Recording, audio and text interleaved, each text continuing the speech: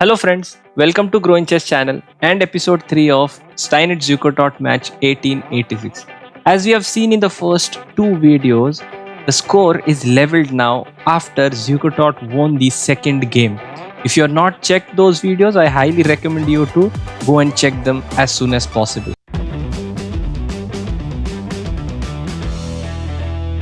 Zukertort as white pieces started with the first move as d4. So Steinitz repeated the opening, the Silao defense, which we have already seen in the first game. Now, after e3, bishop f5, in the first game, Zukertort had played knight c3, knight f3, and then he had played a3. Idea was to go c5 and b4 on the queen side.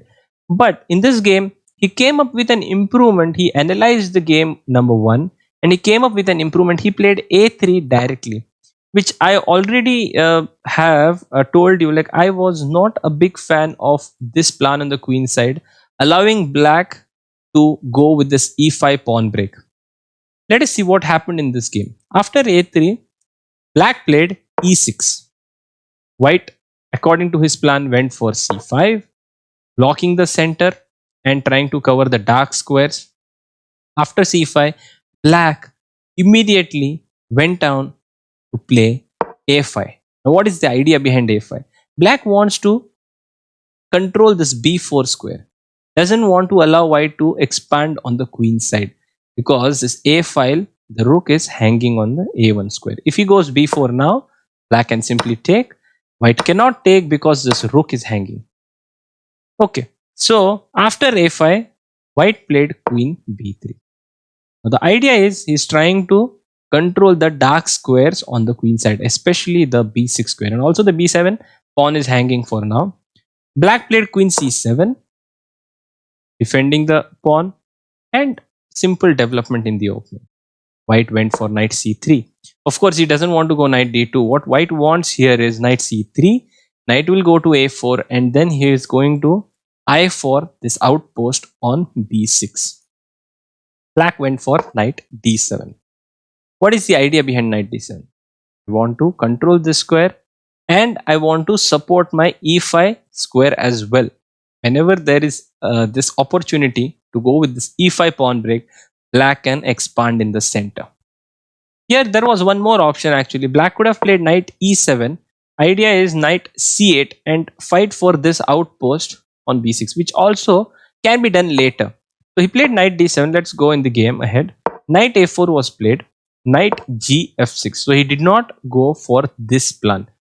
After knight gf6, white went for knight e2.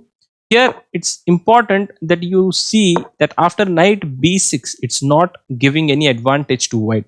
After knight into b6, of course, if queen into b6, then this pawn is absolutely weak. Black is clearly better and a pawn up. What if he plays c into b6?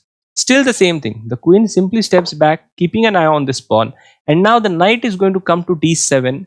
This pawn is very difficult to be defended. White's pieces are still not developed. Okay, so he did not go for knight b6. He went knight e2, development of a new piece.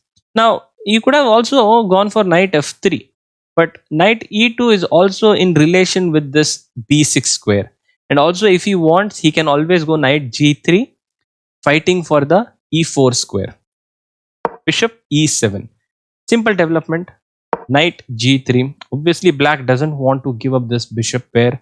So this bishop is also extremely important on the light squares. He would never give this bishop for the knight. So bishop steps back to g6. White played bishop d2. Black went castles. White went bishop e2, development. Now white is preparing himself to castle on the king side. Black started with a very strong idea here. Now, as we had discussed in our previous video, first game number 1, you can check this was the similar pawn structure. And black in that game went for the e5 pawn break, fighting for the center.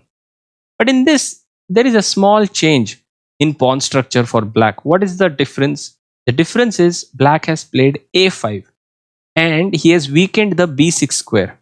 So what black wants, he wants to take this b6 pawn break. Actually, in this position, there are two plans. He can either play for b6 pawn break or he can play for the e5 pawn break. e5 is slightly inferior because white will get enough counterplay on the queen side because of this b6 outpost and this a5 small target. Hence, black says, I will not go for the e5 pawn break now, but I will prepare my b6 pawn break and I will be the one who will create counterplay on the queen side. So, black went rook f to b8, taking both the rooks on the queen side and preparing to build some pressure on the queen side. White went for castles. Black, according to the plan, went for b6, taking the pawn break on the queen side. C into b6, knight into b6, knight into b6, rook into b6. Now, what this exchange has done for black's position is this b file and the b2 pawn is going to be very strong for black. Black might think about doubling up on the b file as well. White stepped out of the b file, queen c3, his queen was hanging. Black started doubling up, queen b7, attack the b2 pawn.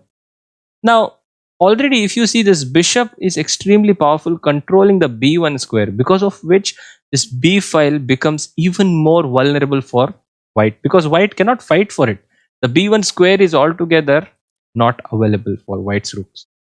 So he played rook a2. He is slightly misplacing the pieces, but anyway, white did not have much of an option. Either he had to play bishop c1 defending the b2 point or rook a2. Both were slightly passive. White chose rook a2. Black went knight d7.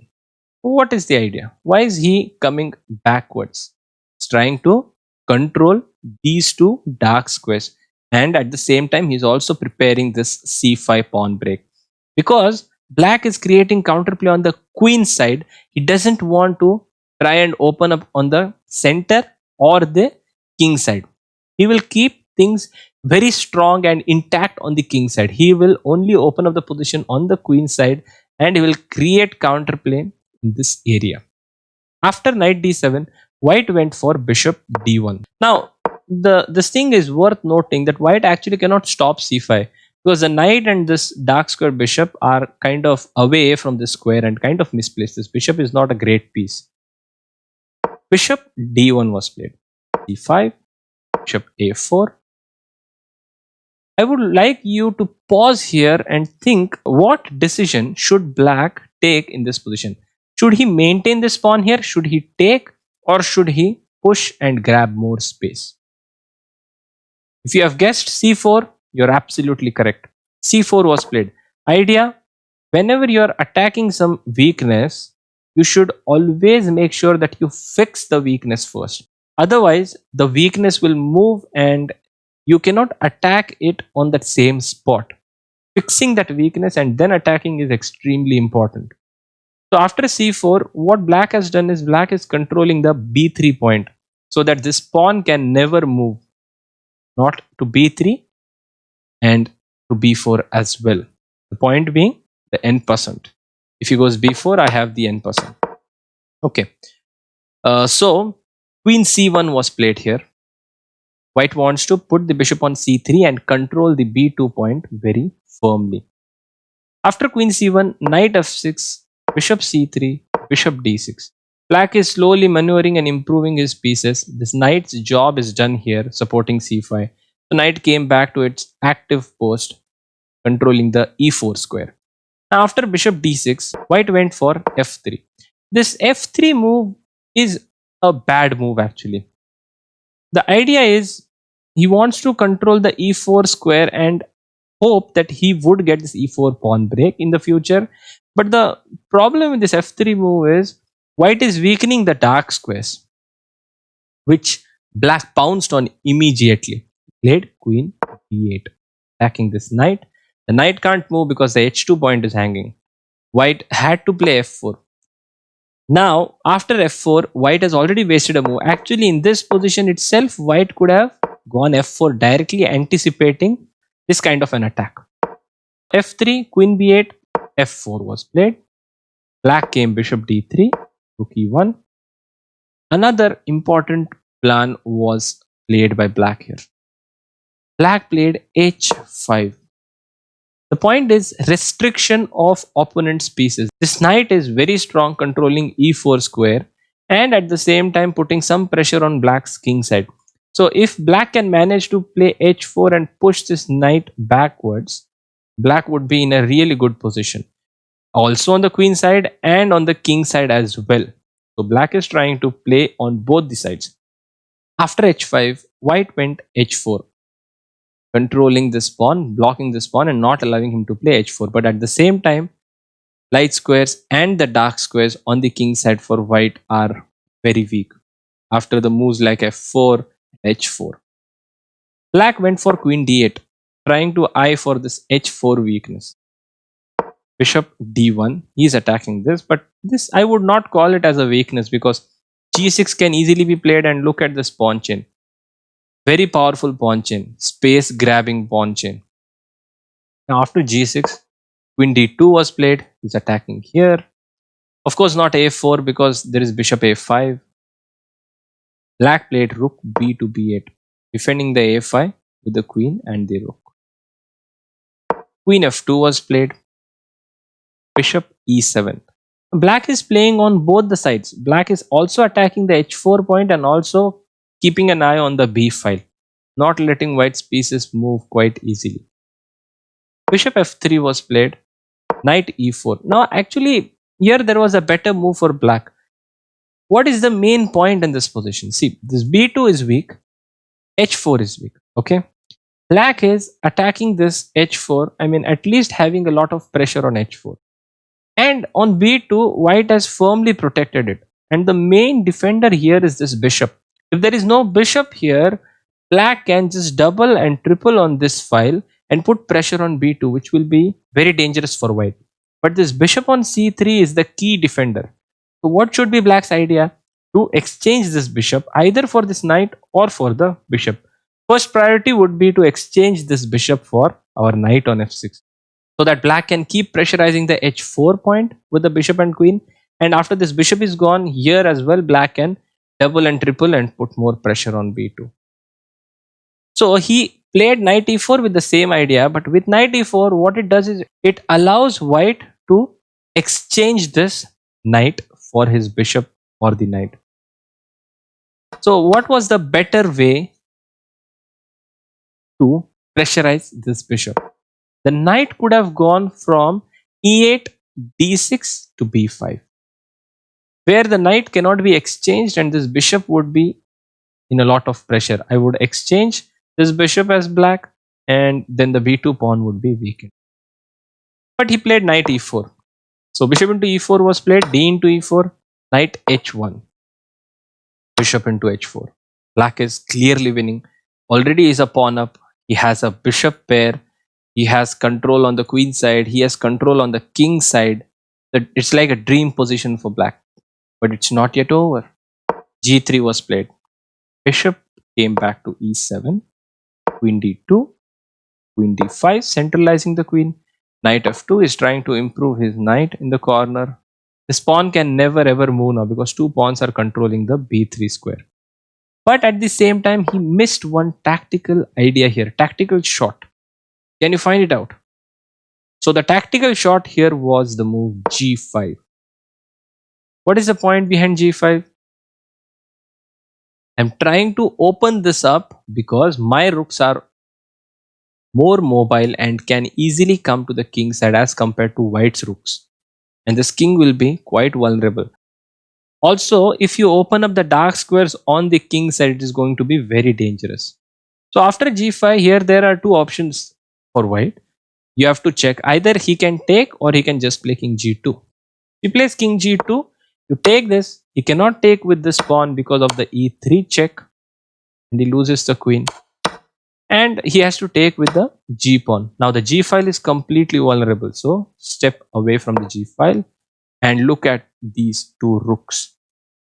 They are going to be extremely powerful on the g file and this king is doomed. Okay, so another option here after g5 is to take. Why not take this pawn? But then this pawn becomes extremely weak. Can play king g2 or king h2. But then there are ideas like h4. There are ideas like bishop d6. Also, king will move away and the rook will come here. H4 is always an option. And black is clearly winning in this position. But he missed this g5 move.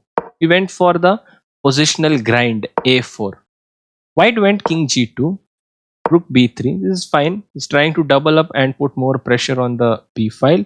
Also, by playing a4, what he did is he wanted to free his rook from this defense of the a5 pawn. Rook h1 was played. Now white is trying to create something on the king side. Black needs to be careful. Here, black should have found this prophylactic move f5. Now, why do you want to play f5? When you have a long-term advantage, instead of trying to create your own counterplay, you should always try and restrict your opponent from his counterplay first. What that would do is, like if you consider this example, f5 is not meant to actively do something as black. But what black is trying to do is control the g4 break once and for all. With f5 and h5 controlling g4, white can never go g4.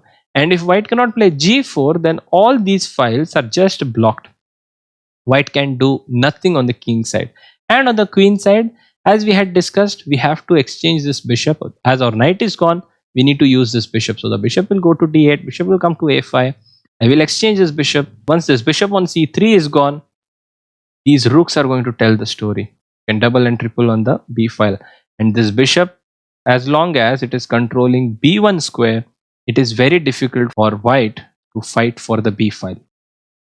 He played king g7. Rook a1 was played, trying to get the other rook into the attack. Bishop d8, ignoring this g4 move from white side. Still, I would say black has not yet lost all his advantage, but this next move was a big blunder. Was horrible, in fact. He should have simply played bishop a5, keeping more pressure on the queen side and just continuing his pressure on the queen side. After g into h5, just bishop into c3. Ignore on the king side because white is not in time to create counterplay on the king side. After b into c3, rook a b8. If h into g6, f into g6, and this queen is not in time to reach the king side, black is going to penetrate on the queen side. If queen d1, then there is simple queen f5. Okay, white can go queen g4, but after the queens are exchanged, this position is completely winning for black. So after bishop a5, black should have won quite comfortably, and black should have been reluctant on playing this move. But he played h into g4. This move turned out to be very costly mistake for black, for Steinitz. After h into g4, white got his counterplay on the king side, which he was looking for all this time. Knight into g4. Bishop a5 now, trying to exchange his bishop. But white is just in time in this position after h into g4, knight into g4 to create counterplay on the king side using a tactical shot. Rook h7 check. Obviously, king into h7 is not possible because of knight f6, losing the queen. So he has to play king f8. White repeated once. King g7 check. Goes here. Now queen f2. Bishop d8 was played, but if bishop into c3, the original idea of exchanging the dark square bishop, b into c3 now, g5, knight e5, and this is quite troublesome for black. And if not g5, let's say you play something like rook b8, trying to put pressure here. The queen jumps here. You can give a check, but the king hides itself on the g3 square. The third rank is not that weak. And queen, rook, and a knight together are going to threaten a lot of mating nets. It's very difficult to defend. Like if he plays this, there is simple fork. Cannot run. Queen is hanging. Okay. So he decided to go back and control the h4 square, not letting this queen enter the attack. But already white has got a lot of tempos. Like black had to play bishop a5, then come back. Already the knight, queen, and the rook are in the attack, and this rook is also ready to jump on the h file. So white played knight e5, pressurizing f7 square, which is really difficult to defend. Like if you play something like rook a7 to defend this, there is rook h8 check. If king e7, there is queen h4 check.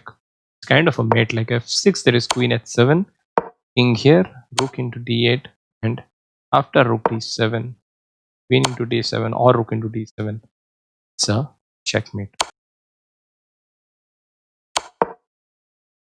Also, if he goes king g7, I have rook a h1. Threatening this check, king goes here, then queen h4, checkmate.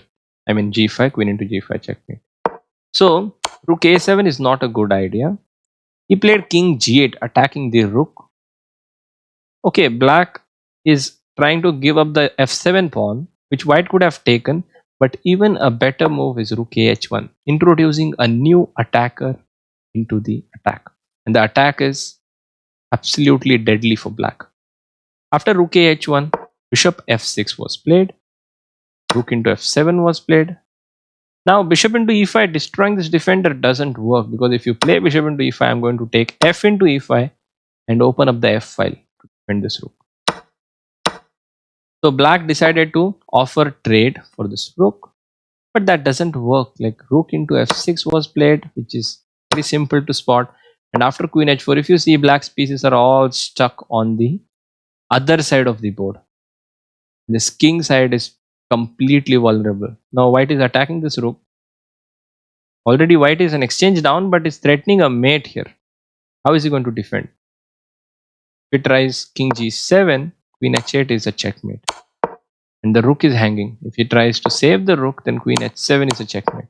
If he plays rook f7 trying to defend this, still this is a checkmate. I don't even need the exchange back. This knight is very powerful as compared to this rook. So this was the critical moment. Here, black should not have played h into g4. He should have continued with his counterplay on the queen side, and black would have been in time to create a lot of threats on this king. But black carelessly played h g4 and allowed white's pieces into the attack. Maybe white missed rook h7 check. After rook h7, the other rook is coming on h1 and the attack became quite deadly. Now, Steinitz had won the first game and had taken 1-0 lead, but Zukertort won 2 games back to back, and now Zukertort is the one who's on the lead. Zukertort is leading 2 games to 1 in this match. In the next game, one more horrible blunder was played in the match. Stay tuned for the next video. I will show you which blunder led another player to win the game. If you have found this video instructive, do like the video and subscribe to our channel. It would motivate us to work in the right direction for you guys. Thanks a lot for watching. See you in the next video with another instructive content.